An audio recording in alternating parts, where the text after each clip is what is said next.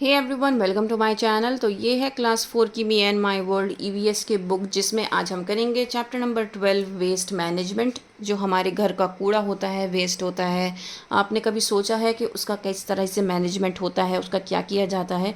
तो आज हम उसी के बारे में पढ़ने वाले हैं इस चैप्टर के अंदर। तो स्टार्ट करते हैं। Environment and health. तो हमारी हेल्थ और हमारा एनवायरनमेंट दोनों एक दूसरे के साथ रिलेटेड है। कैसे? Our environment includes the area where we live and the plants and animals that surround us. हमारा environment कैसे बनता है? जिस एरिया में हम रह रहे हैं, और दूसरी बात जो plants और animals हमारे चारों तरफ हैं। The environment must be kept clean. जो environment है वो हमेशा clean रखना चाहिए, क्योंकि अगर clean environment रहेगा तो आपको clean air मिलेगी। It's our duty to keep it clean. We should not litter it with garbage, sewage or other waste materials. अब आप खुद सोचो ना, अगर आपका जो सराउंडिंग्स हैं वो गंदी रहेंगी तो आप ही को हार्म पहुंचने वाला है, आप ही को डिजीज़ होने वाली हैं। बहुत सारी डिजीज़ ऐसी होती हैं जो एयरबॉर्न डिजीज़ होती हैं या फिर वाटरबॉर्न डिजीज़ होती हैं, और जो कि सिर्फ़ और सिर्फ गंदगी से होती हैं।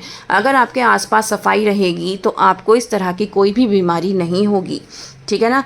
ये हर एक नागरिक की, हर एक इंसान की ड्यूटी है कि वो अपने आस पड़ोस को बहुत ज़्यादा साफ़ रखे, गंदगी ना फैलाए, और कोई भी वेस्ट मटेरियल नाली में या फिर ऐसे ही बाहर सड़क पर ना फेंके।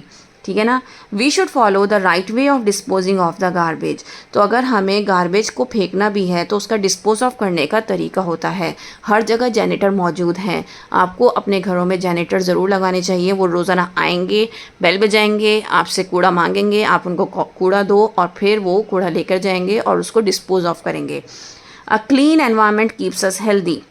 अगर हमारा एनवायरनमेंट क्लीन रहेगा तो हम हेल्दी रहेंगे, लेकिन अगर डर्टी रहेगा तो ये बट ऑब्वियस है कि हम बीमार भी हो सकते हैं। तो इसीलिए बहुत ज़्यादा स्ट्रॉन्ग रिलेशन है एनवायरनमेंट का हेल्थ के साथ। अब देखो, अब हम वेस्ट के बारे में बात करते हैं। अभी तक हमने ये पढ़ा कि भाई कूड़ा अगर होगा तो हम बीमार पड़ सकते हैं, लेकिन हमें ये नहीं पता कि ऐसा कौन सा कूड़ा है जो आसानी से ख़त्म हो सकता है, और कुछ ऐसे कूड़े भी होते हैं जो आसानी से ख़त्म नहीं होते हैं। तो आज हम उन्हीं के बारे में पढ़ेंगे। ठीक है? जो चीज़ हमारे यूज़ में नहीं होती उसी को हम क्या कहते हैं? वेस्ट कहते हैं, है ना? अब वेस्ट कब कब होता है? अगर आप खुद सोचो, आपके घर में कूड़ा क्यों होता है? क्योंकि आपकी मम्मी सब्ज़ी काटती हैं, सब्ज़ी के छिलके होते हैं। फल खाते हो आप लोग, फल के छिलके होते हैं, राइट? या फिर आपने कोई कागज़ वगैरह फाड़ दिया, वो कूड़ा हो गया। तो मतलब जब आप कोई चीज़ यूज़ कर रहे हो उसके बाद ही तो कूड़ा जनरेट होता है ना। तो इसीलिए टाइप्स ऑफ वेस्ट भी होते हैं। एक होता है बायोडिग्रेडेबल और दूसरा होता है नॉन बायोडिग्रेडेबल। बायोडिग्रेडेबल वेस्ट कौन सा होता है? जो कि आसानी से सड़ जाता है और आसानी के साथ सॉइल में मिक्स हो जाता है। ठीक है? जैसे कि आपके फूड जो होता है वो vegetables, fruit peels, leaves, grass, paper, flowers, excrete of animals, मतलब जो एनिमल डंग होता है ना, वो क्या है? वो सारा बायोडिग्रेडेबल वेस्ट है। आपको पता होना चाहिए कि एनिमल डंग से गैस प्रोड्यूस होती है जिस पर खाना भी बनाया जाता है। तो animal dung is very powerful tool nowadays. Non biodegradable waste कौन से होते हैं? जो कि ना ही सड़ते हैं और ना ही मिक्स होते हैं सॉइल में, उनको कहते हैं नॉन बायोडिग्रेडेबल वेस्ट। जैसे कि प्लास्टिक, मेटल्स, केमिकल्स और ग्लास, ये हैं सारे आपके नॉन बायोडिग्रेडेबल वेस्ट। ठीक है? लेकिन ये ही वेस्ट जो होते हैं ये हमारे एनवायरनमेंट के लिए बहुत ज़्यादा खतरनाक होते हैं।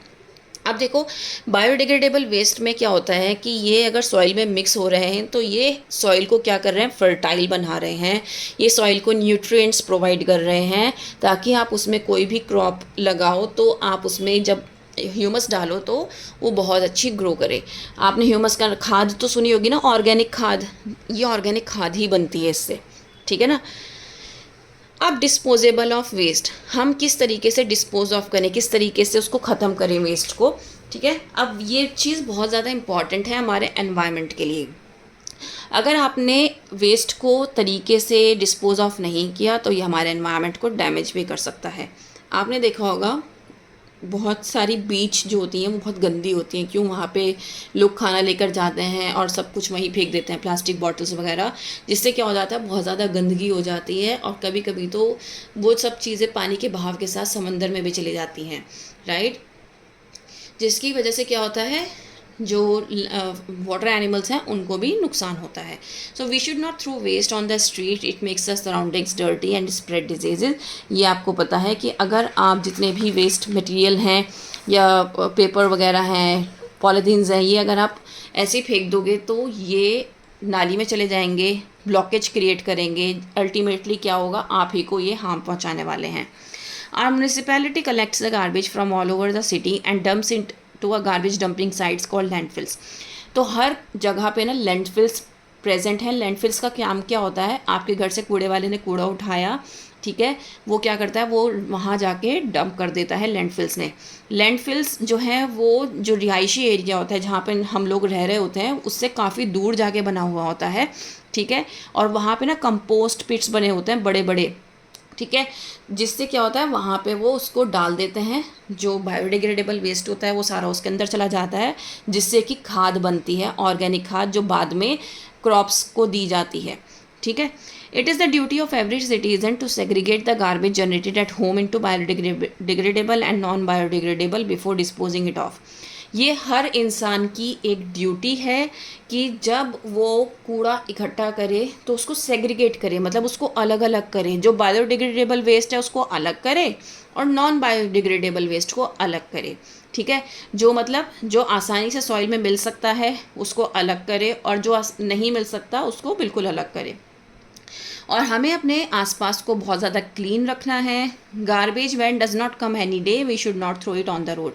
अगर कभी ऐसा होता है कि आपका कूड़े वाला नहीं आया तो आप घरों से बाहर निकाल के कूड़ा मत रखें या फिर उसको रोड पे डाल के मत आएँ। Keep it in your house only, आप उसको बांध के वहीं घर में एक साइड रख दें, लेकिन उसको बाहर मत छोड़ें। क्योंकि कई बार क्या होता है कि बिल्डिंग्स में डॉग्स वगैरह या कैट्स वगैरह आ जाती हैं और वो गंदगी फैला देती हैं, आपकी बिल्डिंग भी गंदी हो जाती है ना। या फिर अगर आप बाहर फेंक रहे हैं तो बाहर भी वही सब काम डॉग्स और कैट्स, स्ट्रे डॉग्स और कैट्स कर सकते हैं। तो हमें इस गंदगी से बचना है। In big cities, the municipality provides different colored garbage bins. The green colored garbage bins are meant for biodegradable waste and the blue colored garbage bins are meant for non-biodegradable waste.